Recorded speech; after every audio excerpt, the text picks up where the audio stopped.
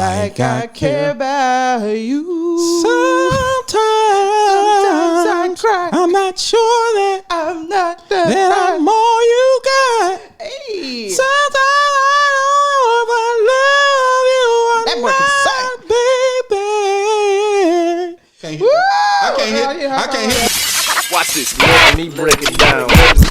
Let me break it down. Let me break it down so it can forever and consistently be broke. Okay. So y'all know where we going today, y'all. So you know what I mean. This is soul food. Y'all already know that soundtrack was fire. Fire. You know what I mean? So bah, bah, bah, bah. We need sound effects. Bah, bah, bah, bah. oh yeah, we have them in there. Look. So welcome to the BFQ podcast where we break down black culture with an emphasis in black classic cinema. Black classic cinema. I'm your host, Nick Quotes, for the podcast. No breaks, no we all gas. All right, I don't have a clever catchphrase. Wait a minute. Fresh takes make them all laugh. What the? And relate to the callbacks. Because you know the callback. Okay. And that's off the top. Just so you know. But either way. I'm Beny Ash. This is my co-host, Beny Ash. I'm Beny Ash. Who's got the mash in the stash, boosh. When I ask, she gives me the best answers. Cash? She gives me the cash. No. All right, y'all, let's get started, man. So today we're reviewing a old school classic for sure. So many layers. This movie has so many layers. As y'all see, we were singing, milestones. So beautifully, I might add. Y'all know where we going with this. This is soul food, baby. This soul is soul food. Soul Food came out in 97, written by George Tillman, written and directed by George Tillman. Okay. You know what I mean? So at that time, man, we didn't have many black films in that realm. It was coming off a lot of gangster stuff. Yeah. You know what I mean? A lot of hood films. And George Tillman came up with this and linked up with Tracy Edmonds. The music for the film was done by Babyface. Y'all already know. Y'all already know. And one of the best soundtracks. One of the all best. Times. It's definitely top 5 soundtracks of all times. Yes. Soul Food is definitely top 5. Boomerang, Soul Food, Waiting to Exhale, and many more. Wait, has any black movie soundtrack been up for a nomination for an Oscar ever? Bodyguard, I think. It's a black movie because Whitney's in it, but we got to talk about what defines a black movie. I don't consider Bodyguard a black movie. It wasn't a black movie. That's true. Whitney was in it, but it wasn't a black. That's true. I'll give you that. I know 3 6 Mafia won that one song. Yeah, they won for Hustle and Flow. It has a soundtrack. These amazingly beautiful, put together soundtracks for these amazing movies ever been nominated for an Oscar. They should have been. It's a tragedy if they weren't. You know what I mean? Definitely should. Anyway, so that's for another day. So Soul Food is about a family that are held together by the matriarch, Big Mama. You know, and everything is. She always keeps everything together, and this is demonstrated thoroughly in the beginning of the film, which is crazy, so good, chaotic. Yes. The film opens up with them at the wedding, and some traditional black family crazy shit. I don't even know if this is some black family crazy shit. If something like this happened at your wedding, like, come on now. No. First of all, I got a question for you. How did Lim's ex-girlfriend get into the reception? How did Bird's ex-boyfriend get into the reception? Exactly. Okay, finish talking about the story because we have a lot to. All right, finish telling the synopsis so that because we could just. Big Mama keeps the family together. She holds it together. You know what I mean? Because everybody respects her and she knows how to put out the fires when they arise. So she's keeping the family together. They have their Sunday dinner every Sunday it's a tradition for I don't know how long. 40 years or something they said. 40-year tradition.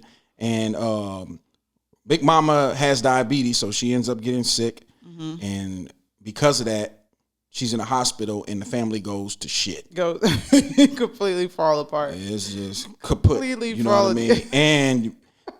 And that causes them to miss a couple of family dinners, Sunday dinners, Ooh, and some bad a cooking. lot of fights, a lot of hectic, crazy shit happens because of that.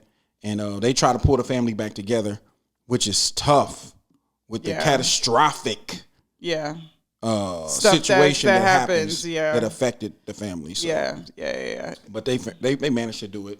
It's a movie, So. I mean, I don't think everything about this movie reminds me of my childhood. To the barbecues, to the family dinners. Like I have a small family for the most part, but we used to be so much bigger and used to be more connected. As people get older, they tend to drift apart. But like my grandmother's house was that house. Me too, man. Mine too. Everybody went, like, if there was a holiday celebration or just a day, everybody came to my grandmother's house. We sit on the front stoop, be in the backyard playing music, having really good food, and it was that's just how I grew up. It was very normal. Mine was my family is almost exactly like that because my mom had 6 kids, and my grandmother lived with us.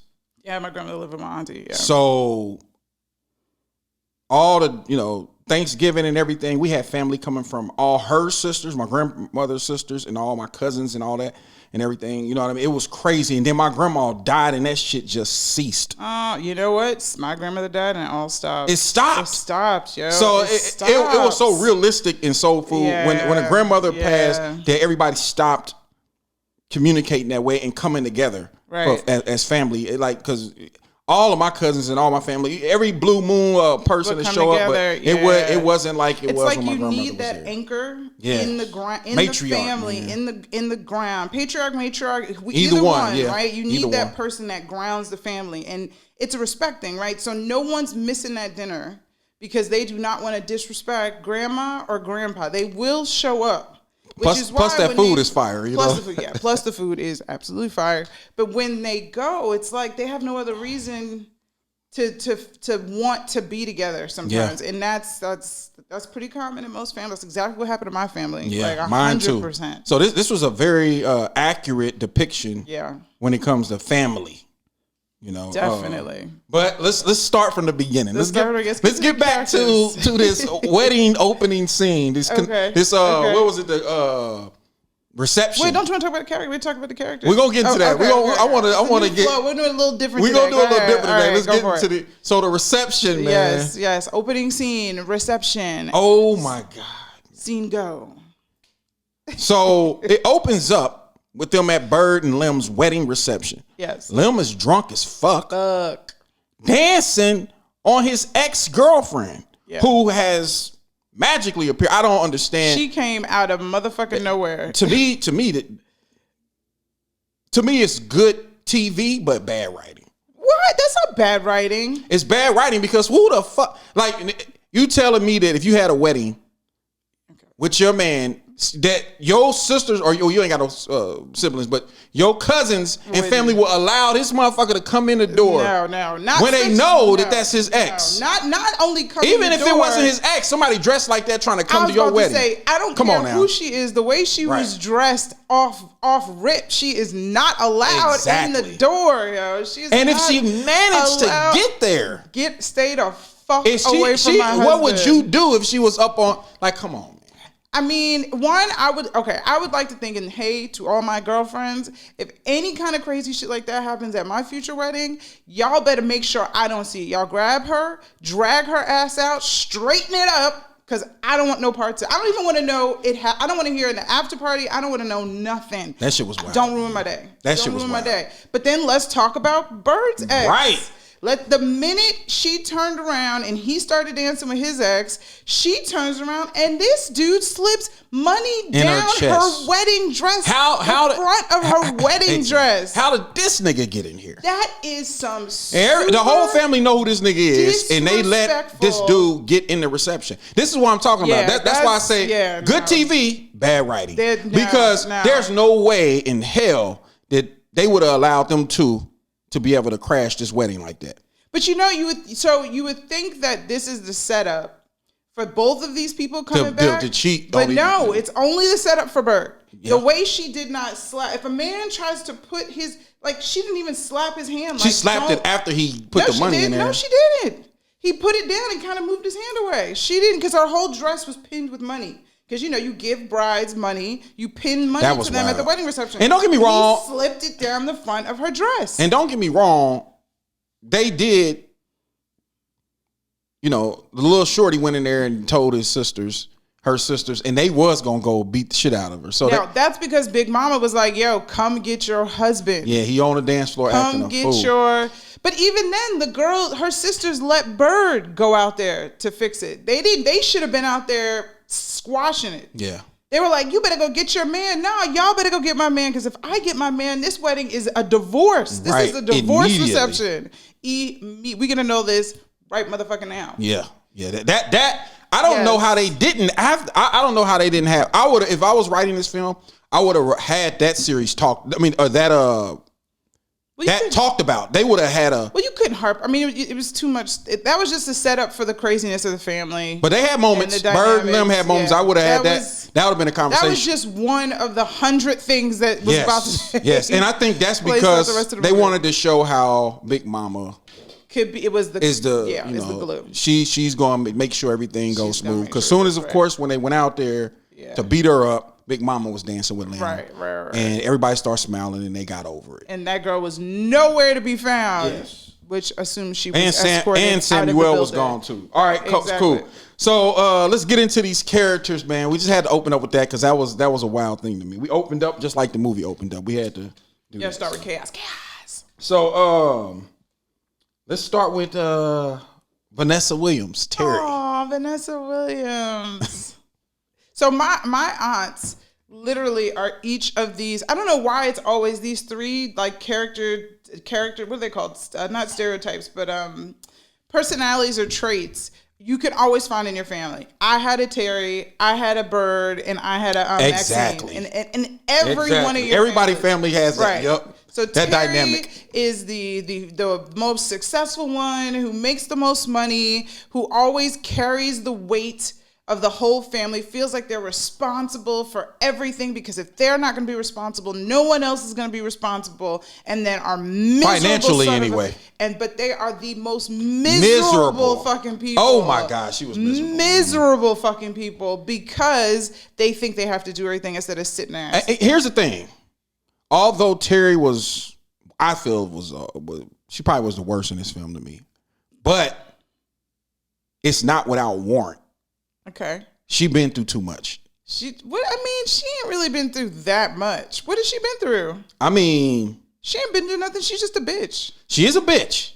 She's always probably been a bitch. But come on, think about this though.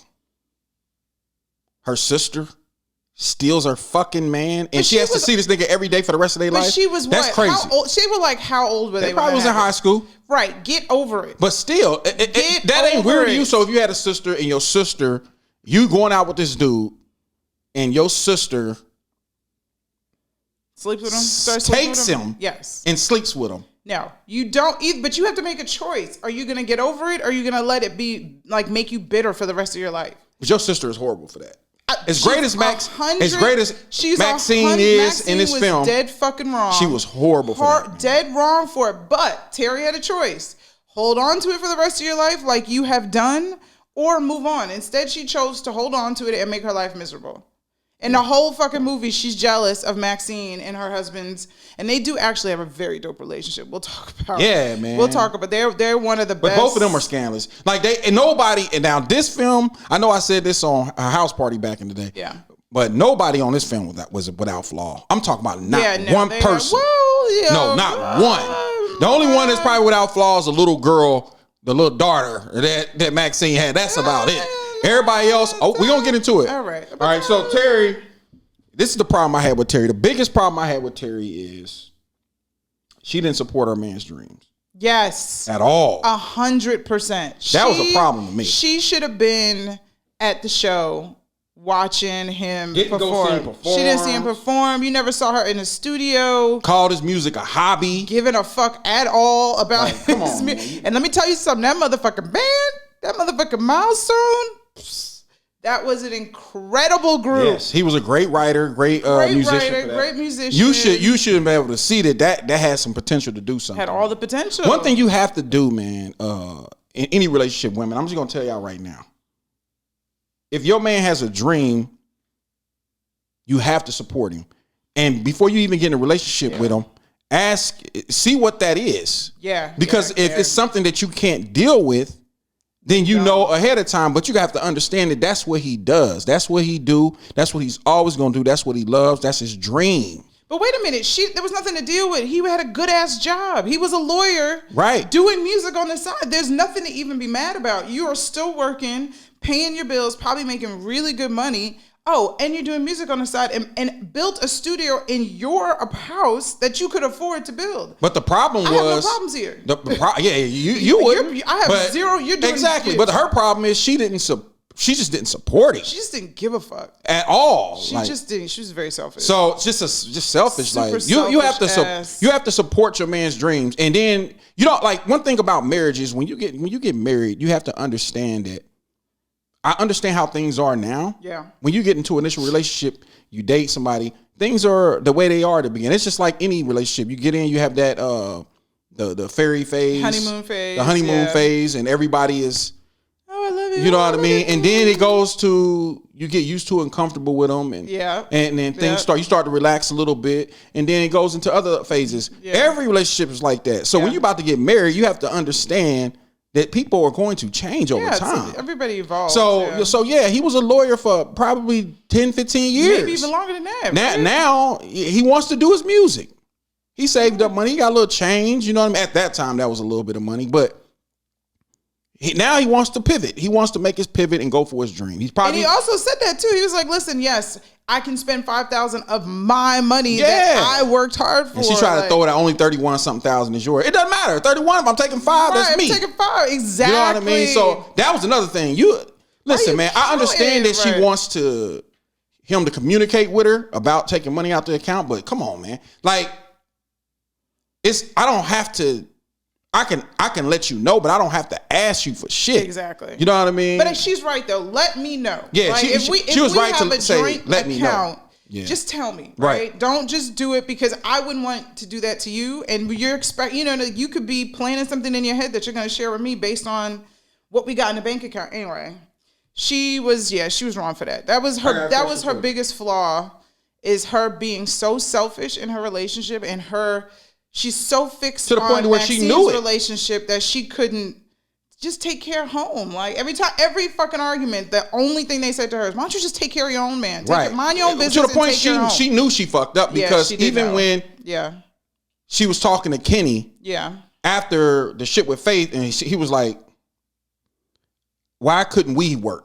Yeah, exactly. If me and you would have been together, I wonder what it would have been like. Yeah, I wonder. And then she said, "You know what? I probably would have fucked that up too. I would have figured out some way to fuck that up too." So she wasn't out without fault. She knew that she wasn't right. So I got a question though. Yeah.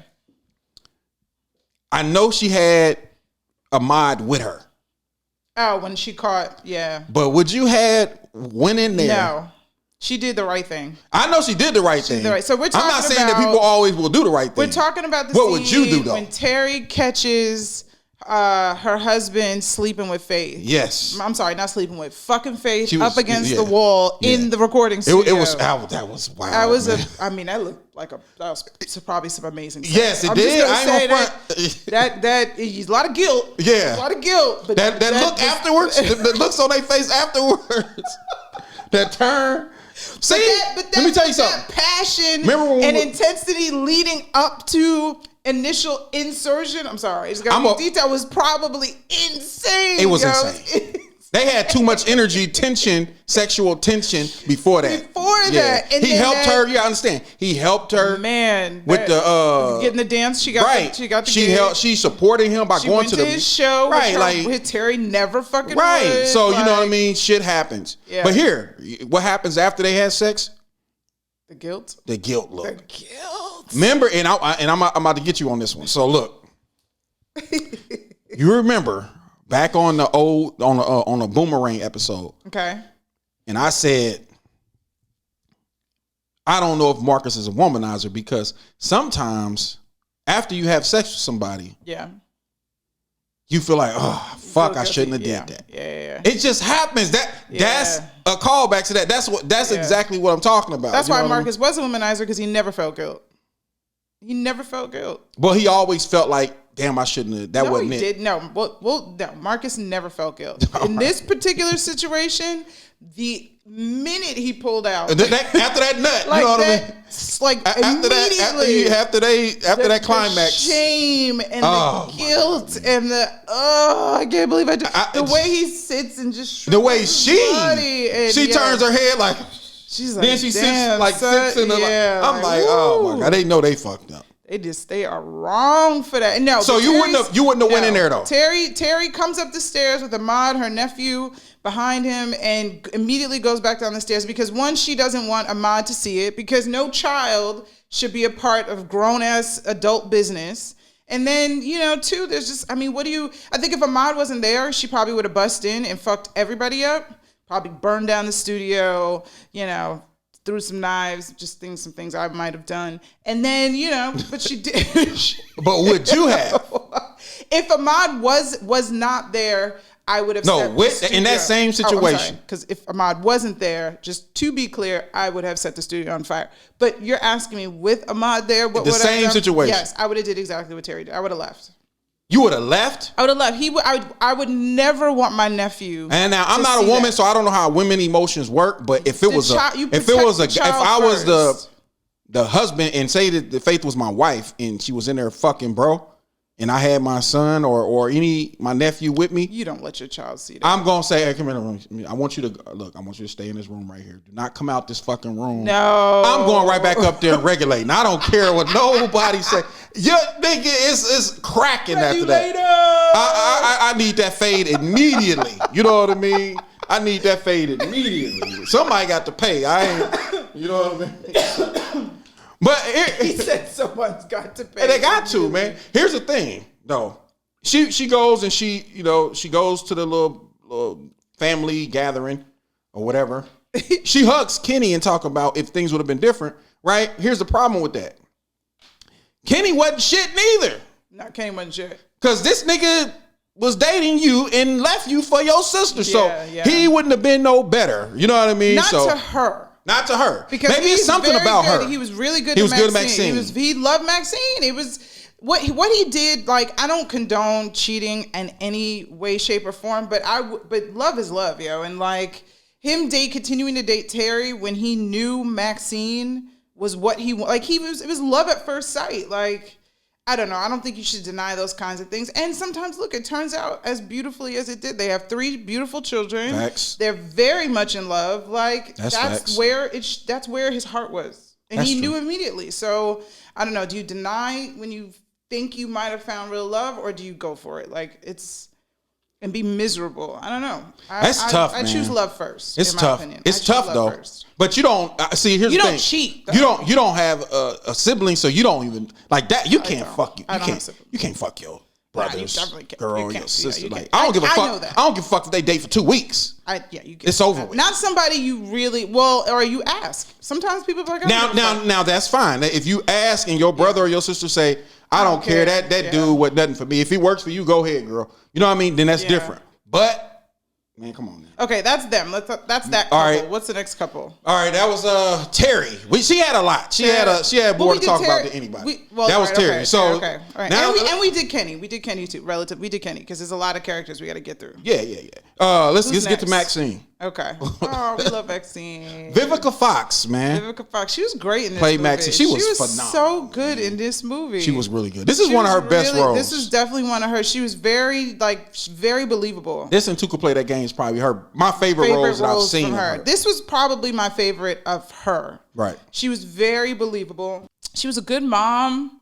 She was an okay sister though, right? Like, I think you could tell she's the second sister. And they all played their parts based on Terry, obviously the first, Maxine, obviously the second, and Bird, obviously. All girls. They didn't have no boys. That's obviously crazy, the third. And Maxine, usually middle children, and again, I'm not a sibling, but I'm a middle child. So you talk about being, did she play the perfect middle child kind of persona, or personality, or have it, Yeah. A little chip on her shoulder from her older siblings. Right. A little bit of chip, or you want to impress them, or if they assholes, you want to like challenge them. Yeah. So it's either or. It depends on that older sibling. Right. You know what I mean? Because my older siblings were super nice to me. I ain't have no issues with my older siblings. Right. My brother is just like a couple of years older than me. We fought a little bit, but it wasn't like that. You know what I mean? Right. I was a chill child. But Maxine had to deal with Terry's asshole ass. And Terry was always degrading her. Yeah. Based on some fact that she had kids early or whatever and all the things she had to deal with. And I think really that animosity that Terry had in her is based really on that situation of her stealing her man when they was young. I think so. So, and the jealousy of how good that situation turned out compared to her stuff. Because I think in the movie she says she has divorced already from another person. Like, was she? Yeah, they said that in another moment. Oh, this is your second. Yeah, you know what? You're fucking right. So she has animosity. She's jealous. She's jealous of Maxine. You know what I mean? She's not great. Like you stole the man that was a good man to you. I could have had that good ass man. But you probably wouldn't have. Yeah, because you would have fucked that up too. Like you said, yeah. So yeah, man. The only thing the flaw about Maxine was that what she did to her sister when she was young. That's the only thing I could really put as far as the flaw. I also feel like Maxine's self-righteousness for the family when she wasn't paying for nothing was a little ridiculous. But that's a middle child. Like, just, you have the money, just do it, and we'll figure it out. It's like, nah, you don't, there's no figuring it out. First children go through the struggle of how to make it happen. Middle child get the hand-me-downs. So they know it's going to work itself out at the end of the day. And then, the last child just gets everything they fucking want. So that's true. Super fucking spoiled. But when they were like, we're not going to sell the house, why don't you just cover the cost of it and we'll pay you back? Like, it's supposed to be that simple. It's never that simple. Yeah. See, okay, so to me, the way she could have solved that is just move in the fucking house. Why weren't you living in the house, especially after Big Mama went? That's what I'm talking about. Go move into that house. So who have a whole family. Well, Bird and them end up moving out. Yeah, but Bird moves out. So then who's living it? What are they doing with their house? That's my point. So I feel like Maxine had the family. Yeah. She basically is Big Mama Part 2 reincarnated. Yes, you know what I mean? Yes. So she always the strongest in the family. Yeah. That's what they say that multiple times in the film. She should have moved into the house, and it was a big ass house. Bigger than their Bigger than they shit. Yeah. So you could have solved all those issues by just moving into Big Mama house. Yeah. You already the person that cooks, so you could have took right over for Big Mama and did exactly what she did. That's and kept really everything together. Good point. Like do that, man. Why were they not? Who was gonna live in the fucking house? Right. And by the end, who was living in the house? Nobody was living. Uncle Pete, I guess, was able to by himself. I mean, which is we'll talk about Uncle Pete. Everybody's got Uncle Pete in their family. I definitely had Uncle Pete in my. And his name, what's his name? Pete. His name was motherfucking Pete. Yeah. His name was Pete. That shit is so crazy. Anyway, go ahead. Damn. Yeah. Everybody had thinking about Pete. The ones that was in my. That's crazy. Yeah. So Nia Long, Bird. We love Bird. I love Bird, man. She's so young and naive, but smart. Again, had her own business. Terry had her own business. Well, Terry, yeah. Terry helped her. That's what you do for your family, though. Yeah, that's what she did. You know what I mean? That's an investment for Terry that eventually will pay off. And it was successful. Yeah, it was very successful. She was like, we're doing really good right now. Right. Told them, and she told them, like, listen, I got this. Look, right now, I got us, man. I know you trying your best to do what you need to do. Let me just. But let's talk about the ways that one fucked up, because she makes this. Now, Bird, like I told you earlier, nobody in this film was without flaw. Nobody. Not one character. I don't think this is a flaw. I just think she made some flaws. No, she didn't make flawed character versus she made some mistakes. And I don't think she was a flawed character. I just think she was young and dumb. That's what I think. I think she was a young, dumb character in that she's new to relationships, obviously, not of like lasting ones. And the things she did and the moves she made are like what a single woman would do, because you're just blissfully unaware of understanding how men react to things and like cutting a man's masculinity. Like, she doesn't know these things because she's never been in a real relationship or had enough engagement with a man. I actually, you gotta let a man be a man. That makes sense. I understand. I understand exactly where you're coming from. Yeah. So she was a good person. She was a good. Her intent. One, when you're younger, you often don't know how to say no, right? And I think she, as a young person, doesn't know how to say no. She didn't know how to say no to her ex. Like, he come over. But hey, hold on, wait. She made you can say she made, but she was flawed because she accepted One is, I can give you a pass. But she accepted multiple things from this dude. She took that bracelet. She wore that motherfucker. And she took that $100 in the beginning. She took the $100. She was a little fucked up. So she had her issues, She didn't want to 100% cut off that relationship, which she could have. Yeah. She let him put the $100 down her shirt. She let him roll up in her salon and whisper all close in her fucking ear. And then went and flirted and did all that shit with him to get Lim a job. Ladies, never ask your ex-boyfriend that is the worst, to get your husband a job. Right.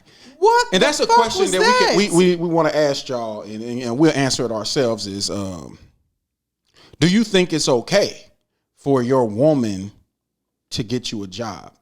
Now, I understand in that situation, yes, that's the ex. You can't ask an ex-boyfriend to get your man a job. That's just all bad. Now, as far as helping to get a job, like now, if you had a connection. Of course, you can help your man something get a job. Else. You better help your man get a job. What the fuck? That's the only thing I say. I wouldn't mind if my woman got me a gig. If she knew something that I was into, should mind. I wouldn't care. Your wife getting you a job. If your wife got the plug, especially if it's your wife. And nigga, you got a jail. Right. You got a criminal record. Right. Shut your fucking pie hole. That's nobody's fault but your own. It happened. Get the help you can get it. Let's talk about one thing real quick though, before we get off Bird. That sex scene, man. What the the sex scene in the bathroom. Oh, that was good. In the beginning of that was. Raise your hand if you've had sex in your family's house during a family event in the bathroom. Oh shit! I wish I could say I haven't. I'm still on my list. I'm gonna get to that. Bathroom. Don't nobody know what nobody knows. Yeah, I would have loved to have done that. You know what I mean? But I haven't yet. But that scene was a sexy scene. That was she took the panties off, put them in his mouth, like. Yeah, because he was, be quiet, dude. I got my grandmother in the room. Word, I'm trying to give you a little taste, nigga, and you. But they're newlyweds. You're expecting them to go. Everybody knew they were about to go. Everybody knew that. Every single person in the kitchen. Smiled. Even they smiled after Bird took off, so they knew they was about to go sneak off. And plus, they lived there at that time, so. Right, exactly. This wasn't. Where else were they gonna go? They lived there. She had that leg up though. Fine ass, knee long. I mean, that's what you do. I mean, you had a. That was a scene. I was a young nigga at that time, so when that came out. So growing up, I had my childhood. Have you ever? My childhood. You said you did it in a. So my childhood, I done it during a family event one time, but. was this with your mom alive still? Yeah, of course. Oh, what? Of course. Your mom. So we talk about this when we talk about the wood, but my childhood sweetheart back in the day, again, Jimmy Hazelwood, I will call him out. Jimmy Hazelwood. That was my old Jimmy Hazelwood. Grandmother. That was my little love of my life growing up. But he lived down the street from my grandmother's house, so at night my grandmother had a little. Like a closed-in porch area, which all old people had back then. Yeah. And he would climb in the window at night because he lived down the street. He'd climb in the side What age was this? Doesn't matter. I was old enough, motherfucker. So old, responsible adult-ish, a young-ish, sure, younger. All right. And he would climb through the window at night, and I would barricade the door so no one could get in, and she'd be on the other side of the house, and that was my summers. That was my that's amazing summers. That was my little. And he sneak back out the window, or I would sneak out the window, climb up, run up to his house, climb through his, or walk quietly through his front door. I mean, everybody knew. I remember one time at a barbecue, we were all talking around something, and my grandma was like, "Yeah, when you used to have Jimmy sneaking through your window." I was like, what? Oh, wow. She was like, oh, you didn't think I fucking knew? Oh, wow. Wow. Everybody the things you think you get away with as a kid, you gotta understand, parents know, but they probably know they did some shit too, so they was probably, I wasn't doing anything crazy, and it wasn't happening that often, but yeah, come to find out years later, she was on it. She fucking knew. I snuck in a multitude of girls' houses, but it was easier if they came to my house, because my mom, I'm not gonna say she didn't care, because if she knew she would care. She knew, but she right. My mom had 6 kids. She couldn't manage everybody. Right. And we always had a house full of people because my cousins would come over and spend the night or live with us for a few months. So it was always about 10 to 12 people in my house at once. Right. You know, my grandma lived there. It was a big ass house. So because of that, she couldn't keep up with us. So if I wanted a girl spending my mom, first of all, my mama wasn't going upstairs. Her room was downstairs. She's wasn't going upstairs because she goes upstairs and she see the mess that we done made up there. She's going to go off. And she don't feel like dealing with that shit. So I was able to have girls come over my house all the time. It was no problem. Me and my brothers was having a blast. It was 4 boys. So we would just try to get the girls to come to the crib. That was the big thing. All right, so that's Bird and Lim. Well, let's talk about Lim real quick. Yeah, let's talk about Lim. So Lim, Mekhi Phifer, who is from Harlem and grew up in my neighborhood. And I remember young Mekhi running around the streets in the hood. I would see him. He was really good friends with my close friends in the neighborhood. Word? That's nice, man. He will probably never fucking remember me, but I fucking absolutely remember him. Of course, Mekhi Phifer. Mekhi Phifer. I don't know. Yeah, man. What made... Here's my question for Lim. Right? Now, I know Michael Beach, who plays Miles, had his flaws. Mm-hmm. But man to man, he was a good guy. He was a great guy. Right? He was a great guy. He did what he did. He fucked up. He fucked up. Why did Lim go to Kenny and not Miles? And I'm asking that question. Remember when he lost his job? Oh, because Miles had more money? Yeah, but he was understanding because but the stuff he was going through. He probably thought he wasn't good enough to talk to Miles. He probably thought he was too and he would have had to stuck go up to Miles and Terry's house, and he wouldn't want Terry to know. That's true. That's absolutely true. She would have told. He would have told Terry, and he wouldn't have wanted Terry to know. I'm just saying because he probably needed money. I feel like Miles could have helped him more with a job. I agree. Like more than Kenny could. I agree. And everything, you know what I mean? But you know what I mean? They could have put him in the mailroom at the law firm that he worked out. He could have, something. Maybe, but, yeah. Either way, you know what I mean? But Lim, I have so much compassion for Lim because although I wasn't in and out of jail or doing a lot of street shit growing up, if any character in this film is more like me, it's him. Okay. Because dark skin too? Nah, that ain't got nothing to do with it. It's the street stuff. Okay. I'm from the hood, so I could understand. I seen that person a lot, and I know a person that I know how the hood is structured and how it could. It's hard. Like it's a trap. That is the reason why they call it the trap. Right. It's hard to get out of the hood and do something better because your only examples of male success is drug dealers. Right. You don't. The only men you see. Because all the men are out of the homes. Like on my block, every single friend I had, nobody had daddies in the house. Right. So I feel like that the streets will call you. You know what I mean? Yeah, and the drug. So the only people I'm seeing is the successful is the drug dealers. And drug dealers get a bad rap because drug dealers in my neighborhood, they wasn't horrible people. They took care of us. They used to come by, give us $100 bills for school.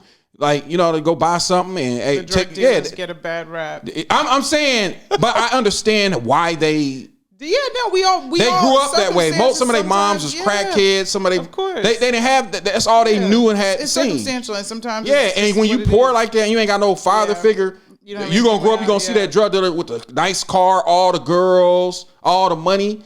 That's what you're gonna navigate to. Fuck most people. No, listen. I get where Lim came from. I think he had too much pride. Unfortunately, he had a little bit too much. He had a little bit too much pride. I think if she would have offered to help him, not even from the ex, he wouldn't have taken it. Regardless, that wouldn't have happened. And that wasn't too much pride. He did exactly what he's supposed to do. Yeah. The one thing I will say was one of her big flaws is when they got in a fight, she didn't let them know she was fine, and she let them think like. She should have came out and been like, I'm fine, because it definitely felt like he hit her. Yeah, and just hearing it. Calling the cops I would have did the same thing because you didn't know. She didn't come out and be like, nah, he didn't hit me. I'm fine. I feel like he reacted perfectly in that situation. Yeah, he was mad.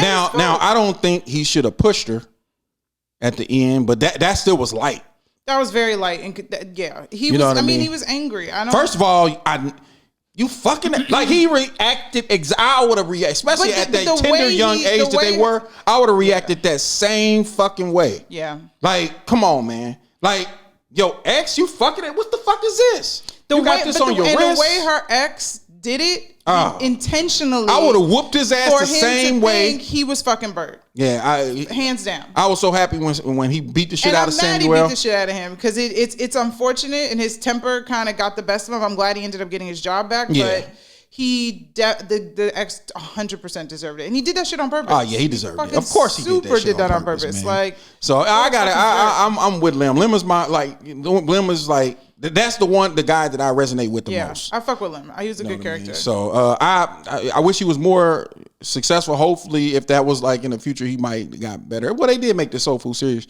I didn't watch it though. It was on Showtime. Michael Beach, Miles. Yeah, we got to get into him. You know what I mean? Even though we kind of spoke on him during all the other shit. I like Miles. I mean, he did the most fucked up shit you could ever do, but I mean, I don't know. This man or woman, this isn't me just defending the man.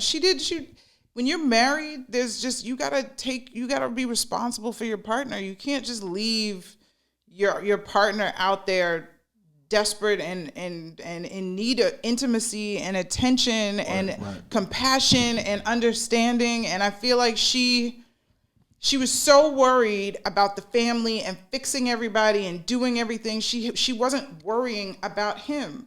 Baby, are you okay? Is there anything I can do for you? Exactly. She just kind of left him flapping in the wind, and for a long period of time. Like, it doesn't feel like this was within the framework of the story. Like, this is the only time she wasn't handling her man. Like, this has probably been a few years. He said it. Yeah, I've heard. He said it. He said we ain't been right for a long time. For a long fucking time. And here's the thing: it's not like he wasn't trying.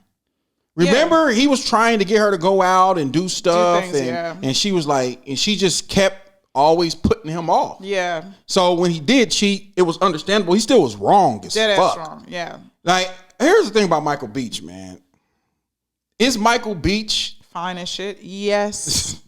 Yes, he is. I'm sorry, 100%. Definitely not what I was gonna say, but I let her have it. Is Michael Beach the worst character in film? For some reason, this dude always ends up playing a fucked up person. Like, Wait and Exhale. Oh yeah. He did. I mean, but he's that sexy, like, suave dude, so it's easy. But I don't even want to say he's a bad person in this movie. Like, he bad in Wait and Exhale. He's not. Yes, he's definitely bad in Wait and Exhale. We'll save that for Wait and Exhale episode. In this movie, I still don't walk away feeling he still was wrong. I'm talking about, like, it's just the way they write this nigga in movies, man. When everyone's at family dinner, Faith's ass shouldn't have been there. None of them. No. Neither one of them. I can't say him not being... Neither one of them should have been there, but if I had to choose between him and Faith is never allowed. And you know what? I gotta give Faith her props on that, because she knew. She was trying to bounce.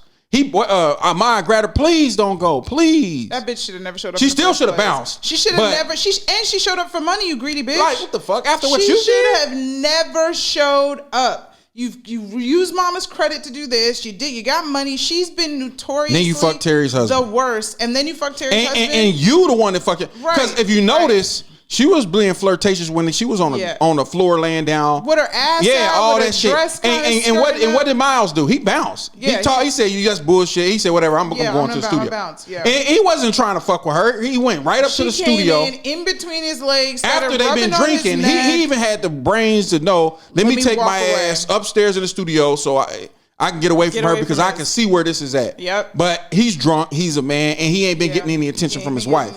So this woman comes up in there. She fine as hell. Don't get it fucked up. Faith was fine. Yeah, Faith's cute. So and he did what he did, man. He's a man, man. I'm not giving the excuse. We're not gonna say he's a man. I'm not giving an excuse for a man, but men do shit like that. Because women do shit like that too. He's a human being, is what we're men do shit like that, but we're not gonna say man. It ain't that obvious. Women are very sneaky. So women, you don't even know. He's a human being. Somebody came in and started tantalizing him, and he got excited and fucking. So he did the do. Word. If that was a woman and a man came in there and started giving her the touchies, she might have been like, "Let's go." Like, yeah. So it's not a gender thing. People. Okay, I give you that. Faith is. I bet you.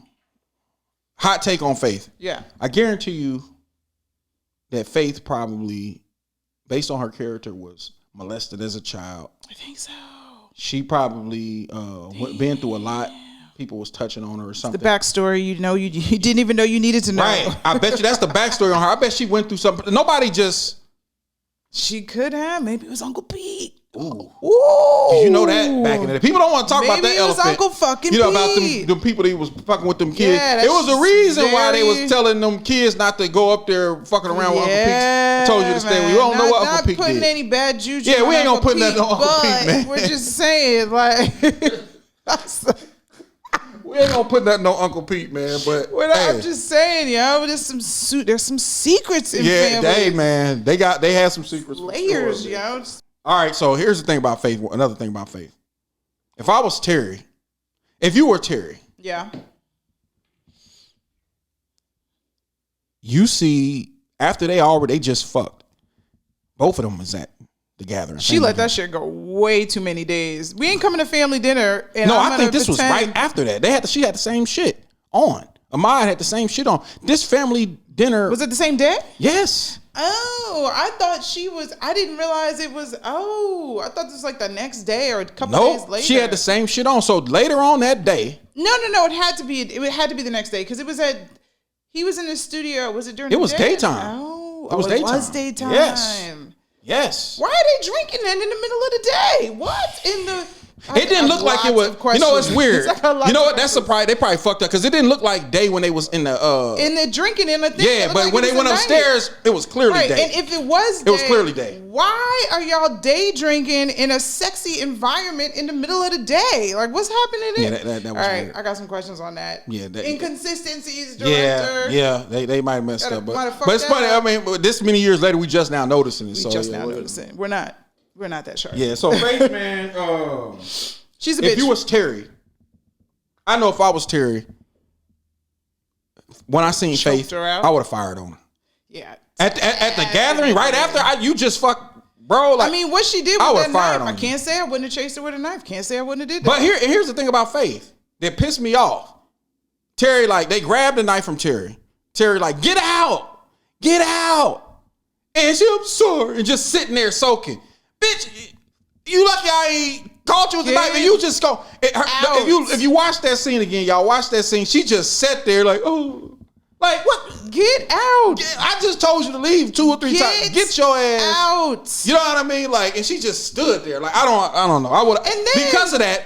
I gave you a warning with the first get out. I would have fired on her. Like, all right, I'm firing on her now because she ain't even listening. And then at the funeral, why are you two standing next to each other? Did you notice in the funeral scene? I didn't know that. I didn't notice that. When Terry looks at what's his name again? Mike. Miles. She looks at Miles.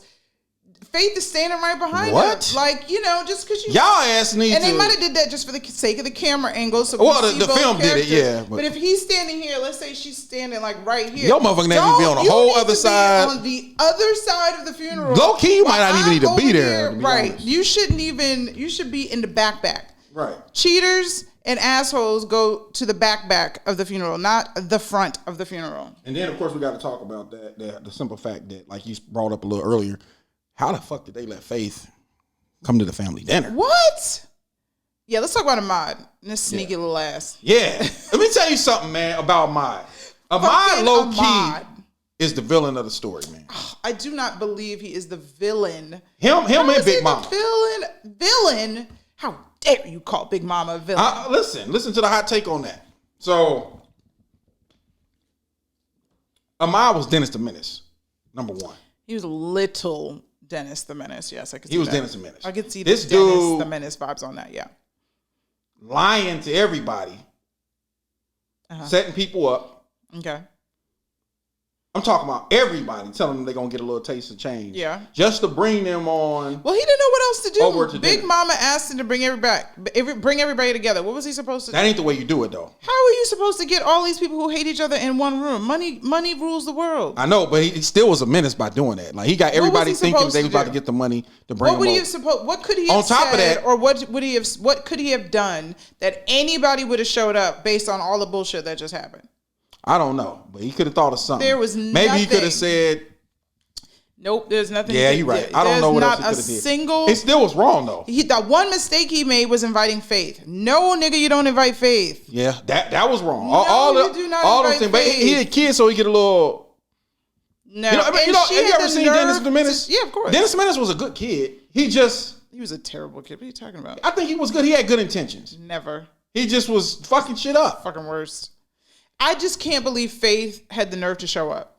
Yeah, like even if there was money to be had, you don't especially at the house. You should have said, "Hey man, you can't meet me in the car on 45th, like 135th." You don't deserve $1 of that money for your bad behavior. Nothing. You get nothing for that. Nothing. And I don't even know what Miles low key shouldn't have been trying to get no money from him neither. Yeah, Miles should have definitely not showed up. You talking about promotion for your album? Like, come on, man. Like, word. That was what. Come on, man. Oh my God. You should have told that kid, "Nah, I'm okay." And another thing that Ahmad did, Menace, burnt the fucking house up. But you know what? His antics got everybody finding that money because crazy Uncle Pete resurfaced. Okay, let's talk about the money. Big Mama. Let's talk about the money. How much money was it? Do we know? It was a lot because those was hundreds. It was, yeah. Okay. So here's the thing. Big Mama foul because you letting Terry pay for all of this shit all the time and you got this big ass pile of money. Retirement fund. She knew that you already retired. She wasn't working no more. She was retired. Yeah, but she needed to leave them with something. There's something to be said about leaving your kids with something versus, But Terry's spending all this money. They going all these medical bills they talking about that they have to pay for, to sell the house to pay for Big Mama, and she got this big ass. But if she would have taken parts of that money, it wouldn't have been like a large sum that could pay for the house at the end of the day when she leaves. Like, but just imagine they didn't find the money, so they would have sold the house. That's what she's fucked up for not telling anybody where the money was. That's my point. I don't even think Uncle Pete knew where the money was. That's my point. But why was he carrying that TV? Maybe he did know there was money in the TV because it's not. That was all he had. That was the only thing he watched. But that is a good thing. But it's not like maybe he did know. The TV doesn't work. Yes, it does. No, there's a whole bunch of money in it. How does the TV work? It doesn't work. It can still come on like the back, the big ass TVs back in the day. No, the amount of money that was in that TV would have been interfered with the wires and the technology. There's no fucking way that TV worked. How? Tell me how. Logically, it don't. But for movie purposes, a TV did not. Remember when they walked in there? He was watching that TV. No, he was not. Yes, he was. That was all he did all day was watch TV. Yes, but that wasn't the TV from his room. I don't know. I'm gonna have to go back and look. When she came out, when she saw him come downstairs, he was sitting downstairs at the table, not watching anything. He was staring into abyss, waiting for Big Mama to come downstairs. and serve dinner. Right? You didn't see him anywhere else. The only other place you saw him was when he came downstairs holding the TV. No, when they opened the door to put the food in there. You never saw inside the room. Yes, you did. You seen the TV. You didn't see him. You seen the TV. You didn't see him. All right, I got to look at that again because there's no fucking way that TV worked. How?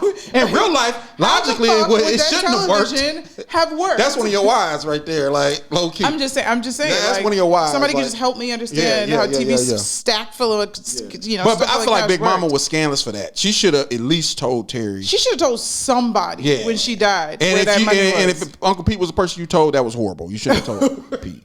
You should have told Mac. Telling Uncle Pete is like telling a vault. Nobody will ever fucking know. Maybe you should have told Ahmad. I mean, yeah, he might have fucked that up too. Yeah, all right, let's get into can we quickly milestone, Babyface, Casey, JoJo. When I just Melvin, saw that movie again, I was like, I forgot that this was the super group, the R&B super group. Yeah, they was cold. Super fucking group. Yes. Miles, the soundtrack, period. Yeah, the soundtrack was great. Man. It's a good movie. Milestone, man. Milestone. Ladies and gentlemen. Did they ever make an album? They were supposed to. What was the group that got together? It was like Tank thing. What was it? TGT. TG. Tank, Genuine, and that was what this could have been. All right, so let's get into some quotes from the film. Being that this is BFQ, we always got to throw some quotes out there from the films. One that was funny to me that wasn't supposed to be funny is when everybody was quiet at the dinner table and Liam says, I got my job back. Like, oh wow, that's really wonderful. Like just that for some reason that scene cracks me up that's all the time. That's his important. That's how he raps his character. Yeah, it's hilarious. He always busts out with some weird stuff. Like even when he said, "Step on a crack, you break your mama back." Like and he always was like, okay, yeah. But that just, him and Bird were the babies of the family. So that's true. They just are allowed to say the dumbest shit. Yeah, because they's the youngest. Be uncomfortable. My quote is, more eats, more souls, more soul food. That's classic. That's a classic one. First of all, that was I was like, soul food. Oh, more souls, more I get it, but the way they put that together, like it was a aha, yeah, or a blonde. We're all coming to America. Aha. A little slow on picking that up. But yeah, that was more eats, more souls, more soul food. And another quote is, checkmate, motherfucker, when he hit Lim with that bottle. Like that, for some reason, like that shit used to crack me up. Me and my brother used to do that all the time. Yo, Lim could have died in that scene. Low-key, like man. That was a really... He beat that motherfucking ass. Terry, that's some shit. That's another foul thing that Terry did. That's another foul thing. Goddamn, Terry. She could have got this dude fully murdered that night. Like that was pretty fucked up. All right, so I got a question for you. Have you ever had egg pie? Yeah, what the fuck was that? When they said that, I'm like, and we got egg pie. What the fuck is egg pie? I ain't never heard of no. That's not no black. I bet you white people that seen that movie like thinking like, disgusting. Damn, y'all eat egg pie? What the hell is that? Or white people heard that and said, I want to go make egg pie. Yeah, or they probably make it. What is? Let's look it up. And it ain't even no excuse because Tracy Edmonds. What is egg pie? Right, Tracy Edmonds and George Tillman are both black, so it's not like some white person wrote this and they just threw that shit in there. These niggas egg pie is a sweet Filipino pie. What? Well, why are we making it then? Yeah, we don't make that shit. I ain't never in my whole years what the fuck ever is egg pie? Heard of no egg pie. Southern egg pie, egg custard pie. Eggs, butter, vanilla, and a dash of nutmeg come together to make this to die for custardy Southern egg pie. I ain't never heard of no shit like that. Flaky, buttery top, crusted top. Actually sounds really fucking good. That shit sounds horrible. Actually sounds amazing. What? That sounds amazing. Are you kidding me? Okay, I would love to get my hands on something like that.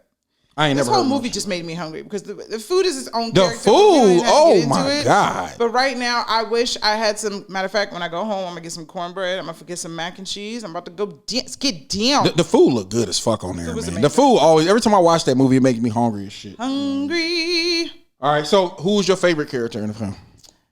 Oh, Maxine.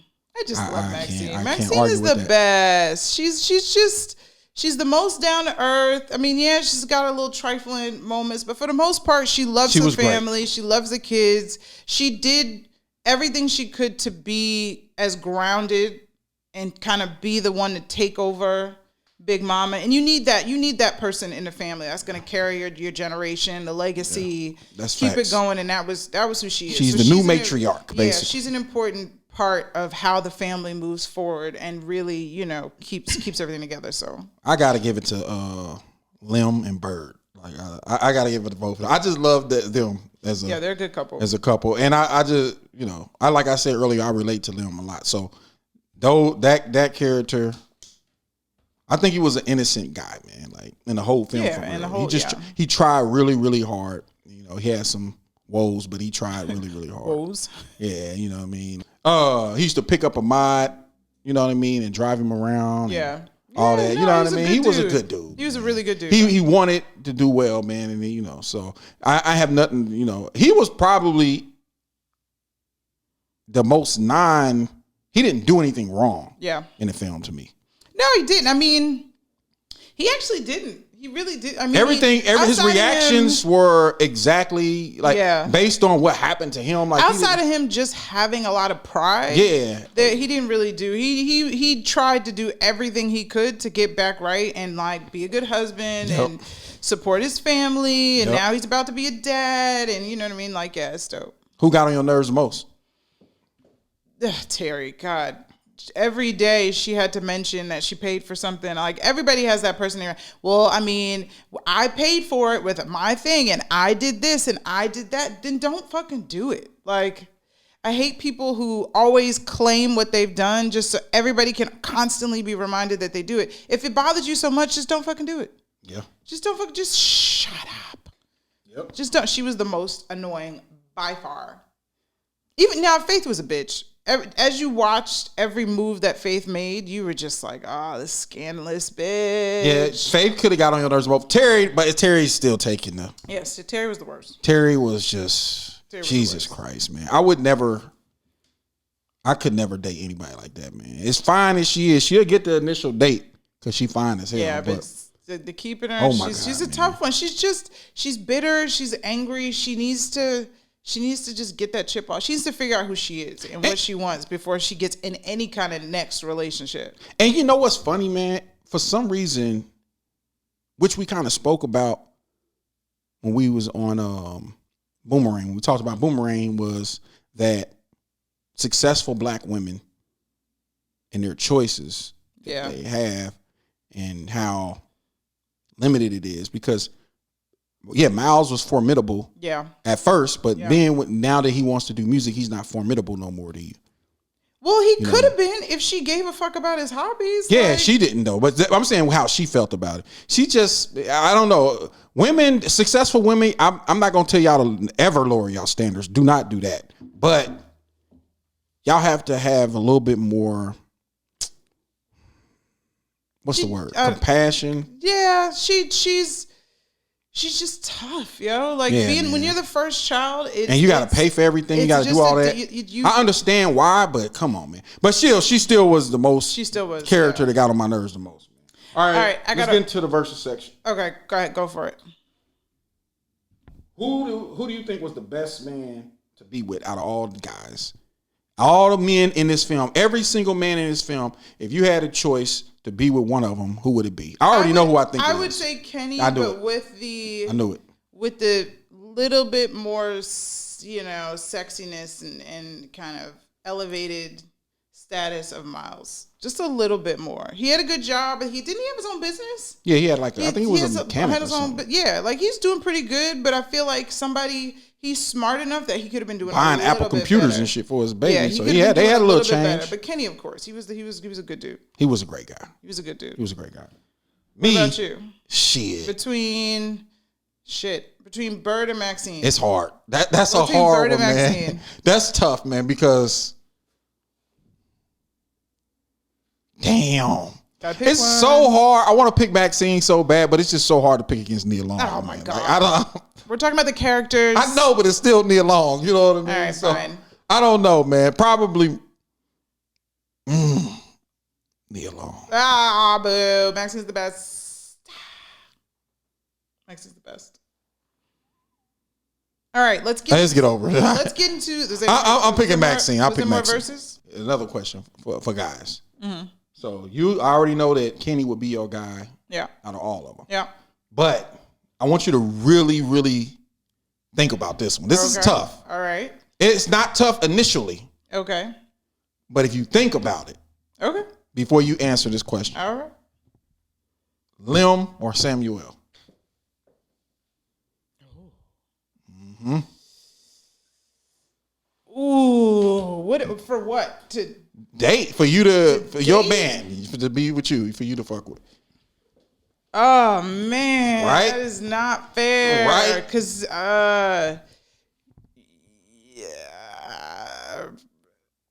in terms of who's gonna not make you feel like shit, I would choose Lim. I think Samuel would ultimately try to own you and make you just feel like shit all the time. Like you need to be grateful that he even chose you versus like. But Lim, he didn't really give that. Samuel actually was very.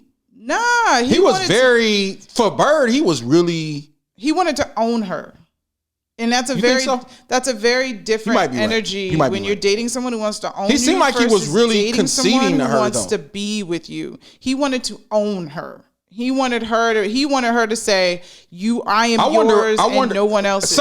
You're right, because something clearly happened if they were together at first. Yeah. But she chose Lim over him, a nigga that been in jail and all that shit. So. Lim is a guy that's like, I want to be with you. I appreciate you. It's not just about you being with me, but us being together. Now, Of course, she wanted the success of the other guy, but he was a dick. Like he was just a bad dude. That would have ended terribly. Yes, for you. Yeah, and she knew that. That's why she ended up with Leon. That's why she wasn't with that nigga no more. So all right. I got the why section. I got a couple whys. All right, hold on. I got one more for you. Is Faith the biggest hoe in black cinema history? I mean, black cinema history. I can't say. If you think about all the black movies, is Faith the worst when it comes to being a hoe? Yeah, there's very few black movies. With a character like this, where the character does some super scandalous shit like that. I agree. Not that I can. No, damn, you might be right. Like there's I can't. And we've done some fucked up shit, but that is just the worst of the worst. Yeah. To be welcomed into the home, given a place to stay, and then you sleep with my fucking husband. Like, all right, so I have two whys. And I don't know if this is something you remember, but it's just so small. First of all, Milestone, they were not young at the time of recording this movie, but there's a scene where they're in the studio and they got them dressed like ABC. Really? I didn't even see it, man. I'm gonna have to go back and look at that. We'll put it on the screen, y'all. The outfits they have them in looks like these 30, 40-year-old men dressed like 17, 18 with the big shirts and that's hilarious. Trying to be this like group versus who we know they are, which they wore like cashmere sweaters and like slack pants. Especially after 7, because Kevon and Melvin, they was way older than Casey. They were and JoJo. way older, so they had them dressed like Jodeci album 1, Forever My Lady in the booth. That's hilarious. I'm gonna have to go back and check that out. You gotta check that out. And then 2, the biggest why of all time. If Faith had a radio to play during her audition, why did she need Miles to play the piano? If you notice, she presses play on the boombox and then has Miles play the piano. So what is playing? This is what I'm saying. He was accompanying. Holy shit! I didn't even think about that. He was accompanying the boombox and I don't even know radio back then that she used to have play while she was dancing. So it had the beat on it. If you had a cassette tape player, why did you need Miles or any live musician to play? I ain't even noticed that. You're right. You're right. That's crazy. The scene is it said push play, and then he starts playing the piano. You did not need someone. Yep. You are That's crazy. Problem is what you are. You are dramatic and you are a problem. That's crazy. I didn't even know So that's a big why. That was my only 2 whys. All right. Well, before we get into the ratings. Yes. The rapist ass pastor. Oh, so many rapist pastors. That just played into what is really like. That's another why. Why was the fucking pastor a rapist? Yes. Yeah. But you know that. See, unfortunately, that's a very common theme. That's my point. Another in black classic movies. It's become funny to know that the pastor is going to be touchy, all up on you, trying to get kisses. That's hilarious. Hugging you. Like, why is that completely acceptable in black culture and particularly in black cinema? Well, I ain't even going to say that's just black cinema because we know what the Catholic black culture. We know what the Catholic preachers did. But in most black movies, when you see a pastor being all too much, it's like, oh, okay, yeah, that's pretty. Yeah, they be rapey to the girls. The Catholic preachers be rapey to the they be little. So we ain't inappropriate. talk about that. The little kids. But. No. Just to the women, they very to like, oh, stop. Every time he comes around, like, sit your ass over there. Go sit down somewhere, pastor. Facts. Yeah. Did we talk about Alzheimer's?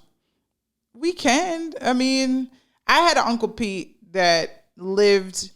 Always that old cousin or family member locked in the room and that never comes out. My cousin's dad was like that. We would go to their family's house for barbecues and he would never. I've never physically seen this man ever. And like my whole life never ever saw crazy, what this man looked like. That's crazy. Which is insane. And we used to, when I tell you, like, every other weekend there were parties at the house, never would come out of his bedroom or come from upstairs. And we weren't allowed upstairs. So we knew he was up there, but he never wanted to see anybody. And I'd be like, does he come out when no one's here? Like, or does he, like, I don't understand. That's crazy. It's very crazy. Yeah, we had a couple like that. I've seen them before, but they was a little. It's bad, yo. All right, y'all. Let's just get into the ratings. We went a little longer than normal, but I knew we would for Soul Food. It's okay. Movie. Yes, it's okay. So much shit that happens in Soul Food that it takes a little longer to cover all these characters. We got one thing I gotta say is these characters went on to be great. Like it's a lot of people in this, from Vivica Fox to Vanessa Williams to, you know what I mean, Mekhi Phifer. Yeah. It's just the cast was very. It was a very well casted film. Put it there. Nia Long, of course. So, what's your rating? My rating for this. Here's the thing. Yes. We're gonna change the rating system in this way. Okay. Willingly, 10 watches. Right? Okay. So if you willingly watch the film 10 times, you personally put the film on, not somebody else, and you just happen to walk in and it's on. Okay. If you willingly put the film on 10 times, then you got to make it a 10 because you love it that much. But for this film, I don't think I willingly put Soul Food in and watched it myself 10 times.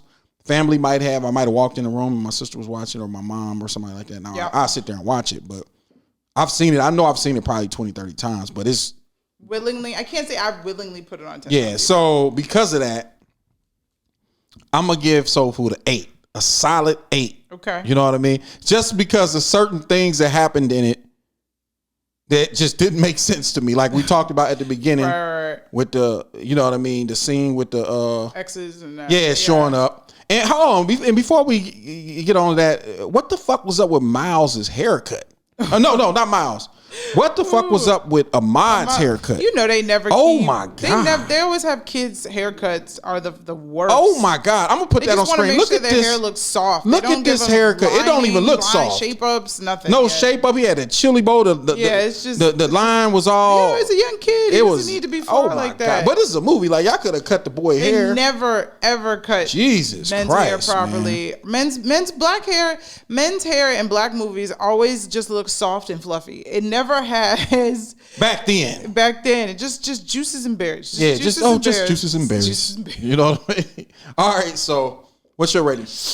I would agree. I would say 8.5. I think before seeing this again now as an adult, I would have said 8. Seeing it again now and really understanding what those situations, I would say 8.5. Yeah. It was a good movie. It was good. It's always really, and it's an entertaining movie. Who didn't like it when they were younger and saw it again now was like, yeah, this is a really good movie. Like, there's so many adult themes in that as a young kid you don't think you really understand. You just knew it was a good movie, but now as an adult and you've lived through some of that, you're like, wow, this is really well written. This was a good story. It was a good story. So I say 8.5.